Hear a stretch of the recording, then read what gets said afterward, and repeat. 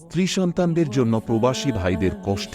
একজন মানুষ যখন দেশ ছেড়ে প্রবাসে পাড়ি জমান, তখন কেবল নতুন জীবনের আশায় নয়, বরং পেছনে ফেলে আসা কিছু মুখের জন্য, কিছু দায়িত্বের বোঝা বয়ে নিতেই তার এ যাত্রা শুরু হয়। বিশেষ করে স্ত্রী সন্তানের মুখে হাসি ফোটানোর স্বপ্ন নিয়ে হাজারো তরুণ পাড়ি জমায় মধ্যপ্রাচ্য, ইউরোপ, আমেরিকা কিংবা অন্য কোনো অজানা দেশে। আর সেই যাত্রার শুরু থেকেই শুরু হয় এক দীর্ঘ সংগ্রাম, নিঃসঙ্গতা আর সহ্যশীলতার অধ্যায়।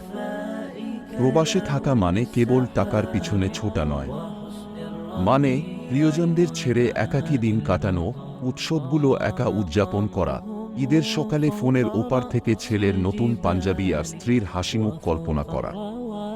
নিজের মুখে কোনো হাসি না থাকলেও সন্তান হাসুক, স্ত্রীর মুখে যেন কষ্টের ছায়া না পড়ে, এই স্বপ্নেই প্রবাসী ভাইরা প্রতিদিন সকাল থেকে রাত অবধি কঠিন পরিশ্রম করেন। গরমের দিনে পেটের ভাত আর মাথার ছাদের জন্য কেউ হয়তো 50 ডিগ্রি সেলসিয়াসের মধ্যেও রাস্তায় কাজ করছেন, কেউ ভবনের উচ্চতায় ঝুঁকি নিয়ে শ্রম দিচ্ছেন, কেউ বা ফ্যাক্টরিতে বা রেস্টুরেন্টে ডবল শিফটে কাজ করছেন, শুধুমাত্র দেশে থাকা স্ত্রী সন্তানের ভালো থাকার জন্য। মাস শেষে দেশে টাকা পাঠানোর পর নিজের পকেটে খুব বেশি কিছু থাকেও না। তবু তারা খুশি থাকেন, কারণ তারা জানেন এই টাকা দিয়েই তাদের সন্তান স্কুলে যাবে, স্ত্রী নতুন শাড়ি পরবে, সংসারে হেসে উঠবে শান্তি। প্রবাসী ভাইদের মানসিক কষ্টের জায়গাটি আরও গভীর। তারা চাইলেই সন্তানের স্কুলে ভর্তি দেখতে যেতে পারেন না, স্ত্রীর শরীর খারাপ হলে ওষুধ দিতে ছুটে আসতে পারেন না, মায়ের মুখে হাত বুলাতে পারেন না। দিনের শেষে চার দেয়ালের মধ্যে ফিরতে হয় একা।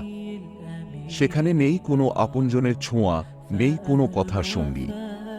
ফোনের ওপার থেকে সন্তান ডেকে বলে, বাবা তুমি কবে আসবে? এই প্রশ্নেই চোখে জল এসে পড়ে, অথচ সে জানে ফিরে আসার সুযোগ আপাতত নেই। কারণ তার না থাকলে সংসার থেমে যাবে, সন্তান থেমে যাবে। অনেক সময় স্ত্রী বা পরিবার বুঝতেও পারেন না প্রবাসীর এই অদৃশ্য কষ্ট। কখনো বাড়িতে অভিমান হয়, কখনো স্ত্রী রাগ করে বলে ওঠে, সব সময় টাকা আর টাকা, তুমি তো পাশে থাকো না। তখন সেই প্রবাসী মানুষটা কাঁদে, কিন্তু কারো সামনে নয়, নীরবে দেয়ালের দিকে তাকিয়ে। কারণ তার চোখের জলও কাউকে দেখানোর সুযোগ নেই। তবুও প্রবাসীরা আশা ছাড়েন না। তারা স্বপ্ন দেখেন একদিন সব কষ্ট ফুরবে, সন্তান বড় হয়ে চাকরি পাবে, স্ত্রীকে পাশে নিয়ে একসাথে হাঁটবেন গ্রামের পথে, বাবা মার মুখে আবার হাসি ফুটবে। এই আশাগুলোই তাদের বাঁচিয়ে রাখে, উজ্জীবিত করে। প্রবাসীদের এই আত্মত্যাগ কেবল তাদের পরিবারের জন্যই নয়, দেশের জন্য অমূল্য। তাদের পাঠানো রেমিটেন্স দেশের অর্থনীতিকে শক্তি দেয়, কিন্তু তাদের কষ্টটা কেবল অর্থনৈতিক পরিমাপে মাপা যায় না। প্রতিটি টাকার পেছনে থাকে দিনভর রোদে পোড়া শরীর, থাকে না বলা অশ্রু, নিঃসঙ্গ রাত। অতএব আমাদের উচিত এই প্রবাসী ভাইদের প্রতি গভীর শ্রদ্ধা ও সহানুভূতি দেখানো। পরিবার থেকে শুরু করে সমাজ, সবাই যেন তাদের কষ্টকে সম্মান করে, তাদের আত্মত্যাগকে স্বীকৃতি দেয়। আর পরিবারের পক্ষ থেকেও দরকার বোঝাপড়া, ভালোবাসা ও ধৈর্য। কারণ প্রবাসে থাকা মানে শুধু রোজগার নয়, মানে নিজের চাওয়া পাওয়া বিসর্জন দিয়ে অন্যদের স্বপ্ন পূরণ করা।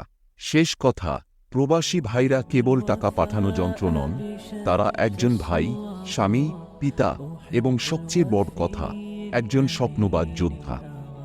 তাদের কষ্টকে উপলব্ধি করা, শ্রদ্ধা জানানো এবং ভালোবাসা দিয়ে তাদের পাশে থাকা, এটাই হওয়া উচিত আমাদের দায়িত্ব।